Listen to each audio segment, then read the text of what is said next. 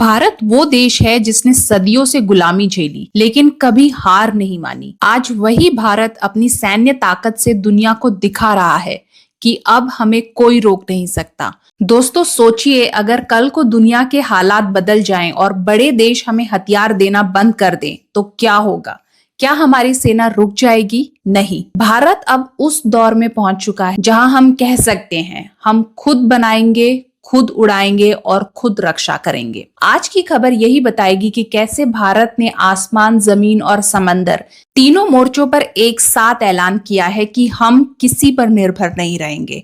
और यह खबर है रणनीतिक आजादी की। आज की वीडियो में हम बात करेंगे भारतीय सेना में शामिल हुई एक ऐसी तकनीक की जो भारत के लड़ाकू विमानों को पूरी तरह स्वदेशी बना देगी। भारतीय नौसेना में शामिल हुए एक ऐसे लड़ाकू जहाज की जो समंदर में भारत की शक्ति की दहाड़ मार रही है।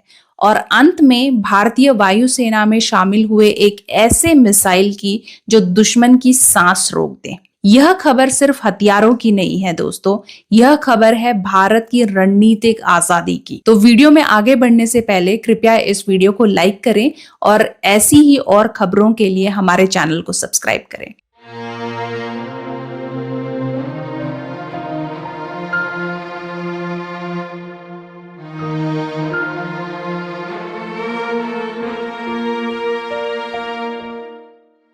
दोस्तों, हर विमान का दिल होता है उसका इंजन। विमान चाहे कितना भी आधुनिक क्यों ना हो, अगर इंजन बाहर का है तो हम हमेशा दूसरों पर निर्भर रहेंगे। आज भारत का तेजस विमान उड़ रहा है लेकिन उसका इंजन अमेरिका की GE F404 है। रूस ने हमें इंजन दिए लेकिन उनकी टेक्नोलॉजी कमजोर निकली। रूस के दिए इंजन ज्यादा ईंधन जलाते हैं और जल्दी खराब हो जाते हैं। वहीं अमेरिका इंजन बेचता है लेकिन उसकी टेक्नोलॉजी कभी नहीं देता, जिससे हम उन पर हमेशा निर्भर रहते हैं। मगर दोस्तों, अब भारत को लड़ाकू विमानों की इंजन टेक्नोलॉजी में आत्मनिर्भर बनाने के लिए भारत के साथ फ्रांस की कंपनी सैफरन खड़ी हुई है। यह वही कंपनी है जिसने रफाल लड़ाकू विमान का इंजन बनाया। और सबसे बड़ी बात, सैफरन ने भारत को 100% टेक्नोलॉजी ट्रांसफर का ऑफर दिया है। यानी इंजन की डिजाइनिंग से लेकर टेस्टिंग और मैन्युफैक्चरिंग सब कुछ भारत में होगा। और यह इंजन भारत के आने वाले एडवांस मीडियम कॉम्बैट एयरक्राफ्ट को ताकत देगा। यह भारत की अगली पीढ़ी का स्टेल्थ फाइटर है, यानी ऐसा विमान जो रडार पर दिखाई ही नहीं देगा और इसमें लगे होंगे आंतरिक हथियार डिब्बे और एक ऐसा डिजाइन और टेक्निक जिससे दुश्मन का रडार धोखा खा जाएगा। एडवांस्ड मीडियम कॉम्बैट एयरक्राफ्ट की पहली 2 स्क्वाड्रन अमेरिकन इंजन से उड़ेगी लेकिन अगली 5 स्क्वाड्रन भारत निर्मित इंजन से उड़ेगी। सोचिए, जब आसमान में उड़ता विमान पूरी तरह मेड इन इंडिया होगा, यह पूरी दुनिया के लिए एक संदेश होगा और खासकर उन देशों को जो आज तक यह तकनीक भारत से छिपाते आए हैं कि भारत अब किसी पर निर्भर नहीं है। और अब बात करते हैं समंदर की गहराइयों से उठता हुआ भारत का नया शेर INS हिमगिरी। यह है प्रोजेक्ट 17A का आधुनिक स्टेल्थ फ्रिगेट। फ्रिगेट का मतलब है मध्यम आकार का लड़ाकू जहाज जो समंदर में दुश्मन के जहाज, पनडुब्बी और विमान तीनों से लड़ सकता है। INS हिमगिरी कोलकाता के गार्डन रिच शिप बिल्डर्स ने बनाया है।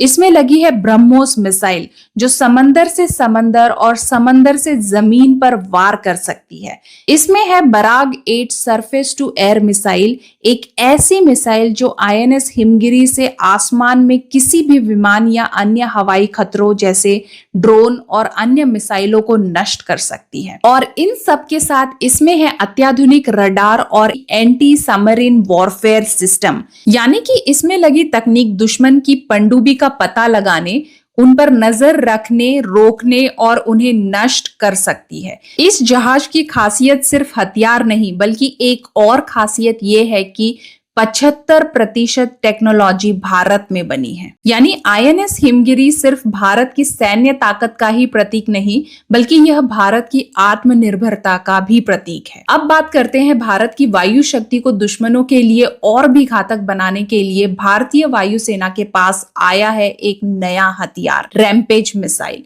यह मिसाइल इजराइल में बनी है और इसे पहली बार भारत ने ऑपरेशन सिंदूर में इस्तेमाल किया था। इसकी खासियत है कि ये 150 किलोमीटर से ज्यादा की दूरी तय कर दुश्मनों को खत्म कर सकती है और इस मिसाइल के होते हुए कभी भी विमान को दुश्मन के इलाके में जाने की जरूरत नहीं है। कोई भी विमान अब बाहर से ही टारगेट पर वार कर सकता है और सटीकता इतनी जबरदस्त कि सिर्फ लक्ष्य पर वार होगा, आसपास की किसी चीज को नुकसान नहीं होगा। अभी इसे Su-30 MKI, जैगवार और MiG-29 पर लगाया गया है। जल्द ही इसे रफाल और भारत के भविष्य के लड़ाकू विमानों पर भी लगाया जाएगा। सोचिए, जब Su-30 MKI एक तरफ ब्रह्मोस ले और दूसरी तरफ रैम्पेज, तो दुश्मन के पास बचने का कोई रास्ता नहीं रहेगा। और सबसे बड़ी बात, भारत इसे मेक इन इंडिया के तहत खुद बनाने की कोशिश कर रहा है, यानी भविष्य में यह पूरी तरह हमारी वायुसेना का अपना हथियार होगा। तो दोस्तों सोचिए, आसमान में उड़ते फाइटर जेट्स में स्वदेशी इंजन होगा, समंदर पर स्वदेशी INS हिमगिरी होगा और हवा में रैम्पेज मिसाइल। यही है स्ट्रैटेजिक ऑटोनॉमी, यानी कि रणनीतिक आजादी। रणनीतिक आजादी का मतलब है हमें कोई आदेश न दे, हम अपने फैसले खुद लें, हमारी सेना वही हथियार इस्तेमाल करे जो हमने बनाए हो और हमारी आवाज विश्व स्तर के मंच पर गूंजे। यह सिर्फ आधुनिक हथियारों और रक्षा की खबर नहीं है, यह खबर है हमारे आत्मनिर्भर भारत के ताकत की। भारत अब कह रहा है, हम किसी पर निर्भर नहीं, हम खुद अपनी ताकत है। तो अंत में उभरते आत्मनिर्भर भारत और हमारी मजबूत सैन्य शक्ति के लिए कमेंट में जय हिंद जरूर लिखें और अगर वीडियो पसंद आई हो तो वीडियो को लाइक करें, हमारे चैनल को सब्सक्राइब करें। अब हम मिलेंगे कल एक और नई खबर के साथ, तब तक के लिए जय हिंद, जय भारत।